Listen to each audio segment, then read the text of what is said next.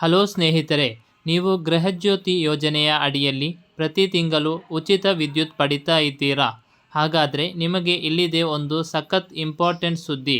ಹೌದು, ಇವತ್ತಿನಿಂದಲೇ ಸರ್ಕಾರ ಗೃಹಜ್ಯೋತಿ ಯೋಜನೆಯ ಫಲಾನುಭವಿಗಳ ಮರುಪರಿಶೀಲನೆಗೆ ಭರ್ಜರಿ ಸ್ಪೆಷಲ್ ಡ್ರೈವ್ ಶುರು ಮಾಡಿದೆ. ಎಸ್ಕಾಂ ಸಿಬ್ಬಂದಿ ಮತ್ತು ಮೀಟರ್ ರೀಡರ್ಸ್ಗಳು ನೇರವಾಗಿ ನಿಮ್ಮ ಮನೆ ಬಾಗಿಲಿಗೆ ಬರ್ತಿದ್ದಾರೆ. ಯಾರಿಗೆಲ್ಲ ಉಚಿತ ಕರೆಂಟ್ ಸಿಗುತ್ತೆ, ಯಾರಿಗೆ ಕಟ್ ಆಗುತ್ತೆ ಕರೆಂಟ್, ಗೃಹಜ್ಯೋತಿ ಕಟ್ ಆಗುತ್ತೆ, ಸುಳ್ಳು ಮಾಹಿತಿ ನೀಡಿದರೆ ಏನಾಗುತ್ತೆ, ಕಂಪ್ಲೀಟ್ ಡೀಟೇಲ್ಸ್ ಹೇಳ್ತೀನಿ ಕೇಳಿ. ಸರ್ಕಾರ ಯಾಕೆ ಈ ನಿರ್ಧಾರ ತೆಗೆದುಕೊಂಡಿದೆ ಅಂದರೆ, ಅರ್ಹರಲ್ಲದವರು ಕೂಡ ಈ ಯೋಜನೆಯ ಲಾಭ ಪಡಿತಾ ಇದ್ದಾರೆ ಅನ್ನೋದು ಸರ್ಕಾರದ ಗಮನಕ್ಕೆ ಬಂದಿದೆ. ಹಾಗಾಗಿ ಅಪಾತ್ರರನ್ನು ಜರಡಿ ಹಿಡಿದು ಹೊರಹಾಕಲು ಈ ಸ್ಕ್ರೂಟಿನಿ ಆರಂಭವಾಗಿದೆ. ಎಸ್ಕಾಂ ಅಧಿಕಾರಿಗಳು ನಿಮ್ಮ ಮನೆಗೆ ಬಂದಾಗ ಬರೋಬ್ಬರಿ 11 ಪ್ರಶ್ನೆಗಳಿರುವ ಹೊಸ ಅರ್ಜಿ ಫಾರ್ಮ್ ಕೊಡುತ್ತಾರೆ, ಅಥವಾ ಅವರಲ್ಲಿರುವ ವಿಶೇಷ ಮೊಬೈಲ್ ಆ್ಯಪ್ ಮೂಲಕ ನಿಮ್ಮ ಡೇಟಾವನ್ನು ವೆರಿಫೈ ಮಾಡುತ್ತಾರೆ.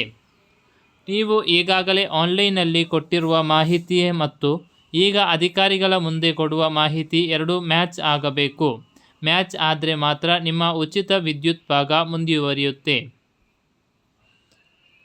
ಅಧಿಕಾರಿಗಳು ಮನೆಗೆ ಬಂದಾಗ ನೀವು ಯಾವೆಲ್ಲ ಡಾಕ್ಯುಮೆಂಟ್ಸ್ ರೆಡಿ ಇಟ್ಕೋಬೇಕು ಗೊತ್ತಾ? ನೋಟ್ ಮಾಡ್ಕೊಳ್ಳಿ. ಮೊದಲನೆಯದಾಗಿ ನಿಮ್ಮ ಆಧಾರ್ ಕಾರ್ಡ್.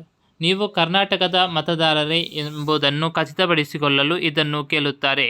ಎರಡನೆಯದಾಗಿ ನಿಮ್ಮ ಬ್ಯಾಂಕ್ ಖಾತೆಗೆ ಲಿಂಕ್ ಆಗಿರುವ ಪಾನ್ ಕಾರ್ಡ್.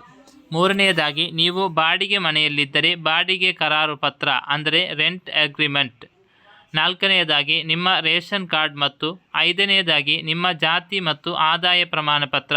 ಇಲ್ಲಿ ಪ್ರಮುಖ ವಿಷಯ ಅಂದರೆ, ಈ ಹೊಸ ಅರ್ಜಿಯಲ್ಲಿ ನಿಮ್ಮ ಜಾತಿಯ ಪ್ರವರ್ಗ ಯಾವುದು ಮತ್ತು ನಿಮ್ಮ ವೃತ್ತಿ ಏನು, ಅಂದರೆ ನೀವು ಸರ್ಕಾರಿ ನೌಕರರೇ ಅಥವಾ ಖಾಸಗಿ ಉದ್ಯೋಗಿಯೇ ಅಥವಾ IT ಉದ್ಯೋಗಿಯೇ ಎಂಬುದನ್ನು ಕಡ್ಡಾಯವಾಗಿ ನಮೂದಿಸಬೇಕಾಗಿದೆ.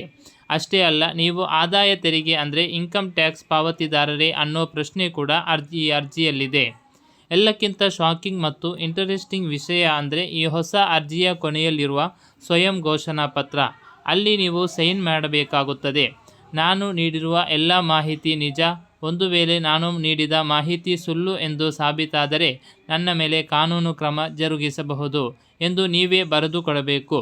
ಒಂದು ವೇಳೆ ನೀವು ಸುಳ್ಳು ಮಾಹಿತಿ ನೀಡಿ ಉಚಿತ ಕರೆಂಟ್ ಪಡಿತಾ ಇರೋದು ವೆರಿಫಿಕೇಷನ್ನಲ್ಲಿ ಸಿಕ್ಕಿಬಿದ್ದರೆ ತಕ್ಷಣ ನಿಮ್ಮ ಗೃಹಜ್ಯೋತಿ ಕಟ್ ಆಗುತ್ತೆ. ಅಷ್ಟೇ ಅಲ್ಲ, ಇದುವರೆಗೂ ನೀವು ಪಡೆದ ಉಚಿತ ವಿದ್ಯುತ್ ಸೌಲಭ್ಯದ ಸಂಪೂರ್ಣ ಹಣವನ್ನು ಬಡ್ಡಿ ಸಮೇತ ಸರ್ಕಾರಕ್ಕೆ ಮರುಪಾವತಿ ಮಾಡಬೇಕಾಗುತ್ತದೆ. ಆರಂಭದಲ್ಲಿ ಈ ಯೋಜನೆ ತರುವಾಗ ಸರ್ಕಾರ ಎಲ್ಲರಿಗೂ ಉಚಿತ ಅಂದಿತ್ತು. ಆದರೆ ಈಗ ಜರಡಿ ಹಿಡಿಯುವ ಕೆಲಸ ಸ್ಟ್ರಿಕ್ಟ್ ಆಗಿ ನಡೀತಾ ಇದೆ. ಇನ್ಕಮ್ ಟ್ಯಾಕ್ಸ್ ಕಟ್ಟುವವರಿಗೆ ಉಚಿತ ಕರೆಂಟ್ ಸಿಗುತ್ತಾ ಇಲ್ವಾ ಅನ್ನೋ ಗೊಂದಲ ಇನ್ನೂ ಮುಂದುವರಿದಿದೆ. ಸದ್ಯಕ್ಕಂತೂ ಅಧಿಕಾರಿಗಳು ನಿಮ್ಮ ಮನೆ ಬಾಗಿಲಿಗೆ ಬರೋದು ಗ್ಯಾರಂಟಿ. ನಿಮ್ಮ ದಾಖಲೆಗಳನ್ನು ಸರಿಯಾಗಿ ಇಟ್ಟುಕೊಳ್ಳಿ. ಸರ್ಕಾರದ ಈ ಹೊಸ ನಿಯಮ ಮತ್ತು ಮನೆ ತಪಾಸಣೆ ಬಗ್ಗೆ ನಿಮ್ಮ ಅಭಿಪ್ರಾಯ ಏನು? ಇದನ್ನು ಕಮೆಂಟ್ ಮಾಡಿ ತಿಳಿಸಿ. ಈ ಮಾಹಿತಿ ನಿಮ್ಮ ಸ್ನೇಹಿತರಿಗೂ ಉಪಯೋಗ ಆಗಲಿ. ತಕ್ಷಣ ಈ ವಿಡಿಯೋನ ಶೇರ್ ಮಾಡಿ. ಇದೇ ರೀತಿಯ ಮತ್ತಷ್ಟು ಲೇಟೆಸ್ಟ್ ಅಪ್ಡೇಟ್ಗಳಿಗಾಗಿ ನಮ್ಮ ಚಾನಲನ್ನು ಈಗಲೇ ಸಬ್ಸ್ಕ್ರೈಬ್ ಮಾಡಿ. ಧನ್ಯವಾದಗಳು.